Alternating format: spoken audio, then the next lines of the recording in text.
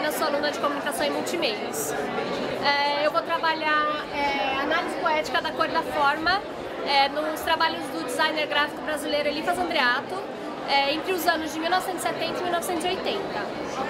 Nesse trabalho eu busquei selecionar as melhores obras do designer gráfico e, em cima disso, estabelecer conceitos da sintaxe visual para estudar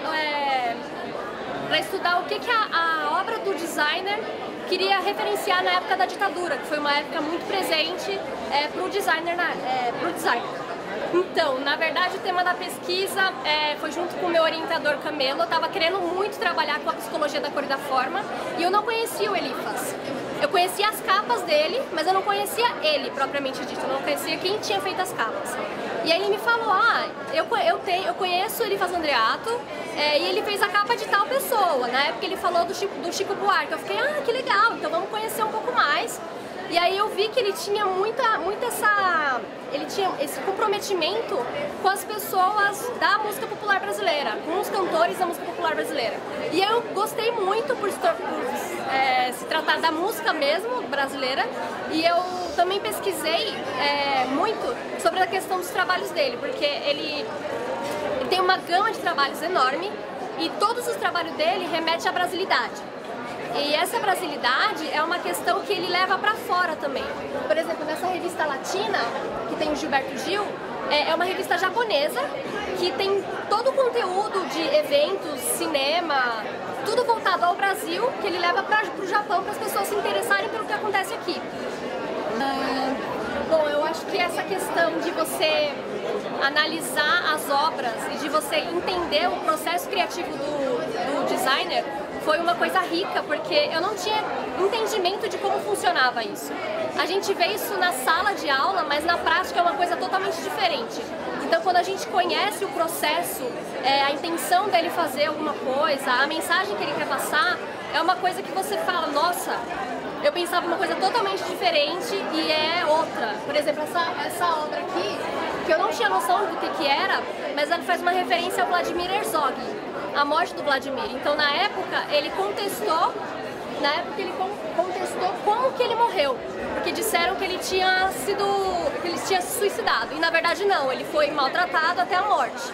Então, uma coisa que fica difícil de entender para quem não estava no contexto, da época da ditadura, e que só estudando, analisando, vendo os conceitos que ele abordou para concretizar o trabalho. Meu nome é Bruna, eu sou aluna do sexto semestre de curso de Comunicação e Multimeios. A minha pesquisa é Maquinima, construção da imagem sintética para narrativa cinematográfica. E o objetivo dessa pesquisa foi basicamente falar sobre as familiaridades entre a fotografia cinematográfica e a fotografia presente na linguagem do Maquinima dentro dos games.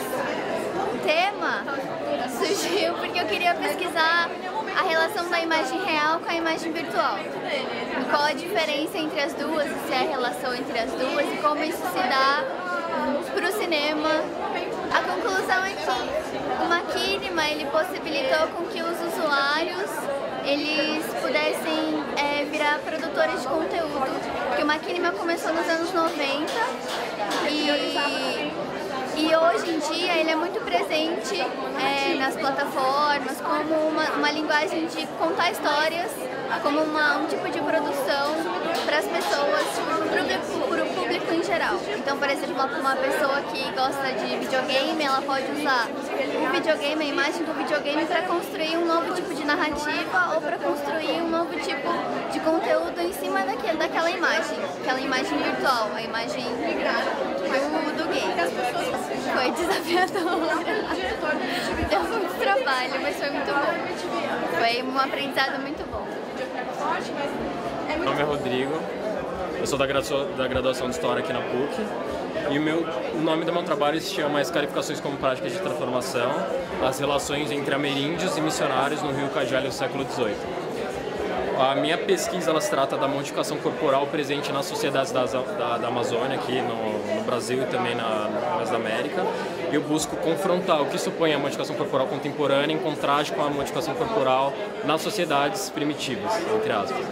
Então a gente busca entender o que essas práticas supõem como um discurso de poder e tentar rever os estigmas históricos que são atribuídos desde o período colonial de que essas sociedades amazônicas elas não teriam relações de poder, elas seriam atrasadas, primitivas, selvagens e etc. Então a gente contrasta essas práticas para pensar que nessas sociedades há sim de fato relações de poder, que elas são relações de poder que elas possuem uma lógica aqui coletiva, que o poder é constantemente coletivizado, ao contrário dessas práticas aqui nas sociedades contemporâneas, que elas tendem mais a dividir a vida coletiva, elas tendem mais a ter uma afirmação do indivíduo subjetivo e não de um indivíduo voltado para a própria comunidade ancestral, com uma memória coletiva. O tema surgiu pela minha vontade pessoal de estudar isso. Eu acho que eu não preciso falar porquê, é só olhar para o meu rosto, que eu já me interesso por modificação corporal. E eu acabei conversando com o meu orientador sobre esse tema, não sabia nada. Eu realmente não sabia se era possível fazer uma pesquisa histórica sobre esse tema. Não conhecia a etnologia brasileira sobre a Amazônia, etc. Não sabia que havia trabalhos realmente importantes sobre essas questões, sobre os discursos corporais indígenas e como, de certa maneira, eles trabalham com essa questão do poder também, questão política nessas sociedades. E acabou dando tudo certo. O resultado foi super positivo, porque a gente conseguiu, de fato, trabalhar essas questões através de fontes históricas do período colonial, através dos relatos dos missionários na América Espanhola. A gente conseguiu confrontar questões que elas teoricamente estão no passado, conseguiu entender um pouco dos discursos corporais dessas sociedades no período colonial e conseguiu contrastar com o presente. Porque esses discursos corporais eles ainda se fazem presentes, eles ainda são vozes que infelizmente não são vistas por nós, sabe? Não são muito divulgadas, mas as sociedades ainda possuem esses discursos políticos, ainda tentam lutar por diversas questões que atingem eles até hoje. Como eu falei, existem estigmas históricos desde o período colonial que atingem essas populações. Então essa pesquisa tenta um pouco dar voz a essas populações e reconhecer esses discursos corporais que são discursos políticos. Eu vejo de que existem práticas de modificações corporais que são consumidas nas nossas sociedades contemporâneas. Então são práticas que às vezes têm um caráter estético, elas são aceitas em determinados contextos através, por exemplo, da cirurgia estética, através da plástica, esse tipo de coisa. E quando essas práticas elas ainda estão associadas às populações, porque essas populações ainda existem, elas estão lá ainda tendo lutas políticas, têm reivindicações atuais, nós não levamos a sério ainda de uma maneira geral. Essas práticas elas são associadas ainda a um passado frágil, a um atraso, a teoricamente questões selvagens. Então existe uma modificação corporal que ela está sendo aceita na nossa sociedade, ela está sendo democratizada, está sendo incorporada, está tendo novos sentidos. E existe uma modificação corporal que ela está associada ainda a um atraso, a uma tribalização, a questões primitivas. Então acho que é isso, existem práticas que estão sendo aceitas, outras não. E em que medida quando elas não estão sendo aceitas, elas ainda estão associadas ao atraso, que acaba deslegitimando essas sociedades até hoje. Meu nome é Letícia e eu faço jogos digitais. Meu nome é Maria Júlia e eu faço jogos digitais também. Meu nome é Pedro e eu faço jogos digitais. A gente realizou pesquisa tanto em mídias tradicionais, como livros, outros jogos, filmes também. Então a gente pegou desde filmes consagrados, como Jogos Vorazes, outros de blockbusters, como filmes mais cult, como Battle Royale, que é um filme japonês, e outras obras como do Campbell, né, Joseph Campbell, O Senhor dos Anéis, que ele analisa no livro dele, da Jornada do Herói. E nisso a gente fez um aglomerado de quais são os pontos principais que as narrativas se compartilham para tornar-se atrativas, para se tornar atraente. Fizemos análises da figura do herói e do anti-herói, né? Então, quando ela está presente, por que está presente, a importância disso na estrutura narrativa, na força de apelo, né, da história. E aí a gente consolidou tudo isso na pesquisa. Foi a partir de uma análise de diversos jogos e outras obras da indústria do entretenimento, que a gente viu que a maioria dos personagens, eles eram semelhantes, né, em questão da personalidade e como eles interagiam com o enredo deles, e a gente achava que tipo, nenhum personagem acabava se tornando memorável, né? E também pelo fato de que muitas obras também têm uma estrutura narrativa igual, eles seguem um padrão e não mudam, né? E acaba não tendo essa individualização. Então a gente foi estudar outros métodos, outras fórmulas de como estruturar uma narrativa para a indústria criativa. Eu achei que foi, pelo menos pro grupo, foi muito glorificante, porque a gente pôde ver quais são as falhas que tem e também pensar como melhorar, como fazer um produto bom e como mostrar, principalmente para a indústria brasileira, que é uma indústria de jogos que está crescendo cada vez mais, como eles podem fazer jogos que vai ficar na mente do público. A gente percebe que tem muitos jogos que os personagens são muito iguais. Acho que é uma forma segura deles fazerem o produto. Porque as empresas grandes lá de fora, eles buscam um produto que agrade a todo mundo de uma forma fácil, né? Então eu acho que essas narrativas elas estão acostumadas ao lugar comum.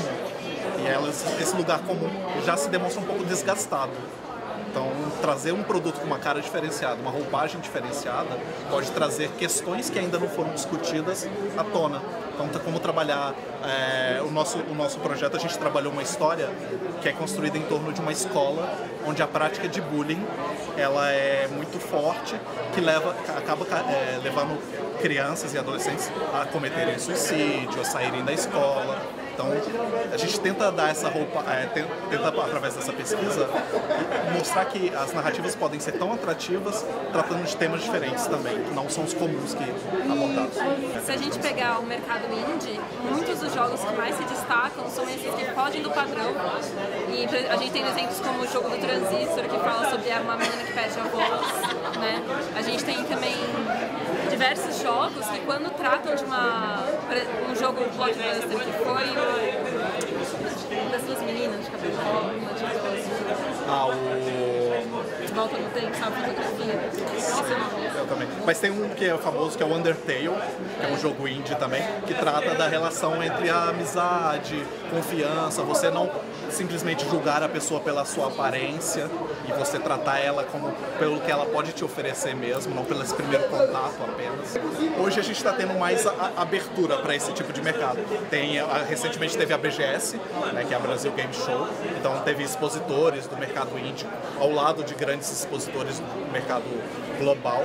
Foi o maior expositor de mercado indie da América Latina, que teve na BGS agora.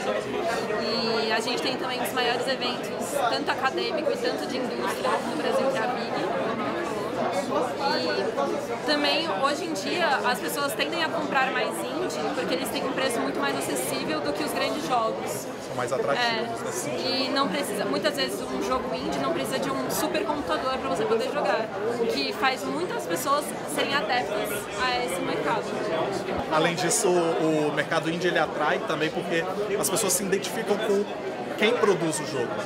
Porque eles estão mais à frente do jogo em si, se mostrando, se falando, olha, esse sou eu, esse é o meu jogo, é um produto que eu pensei, que eu fiz.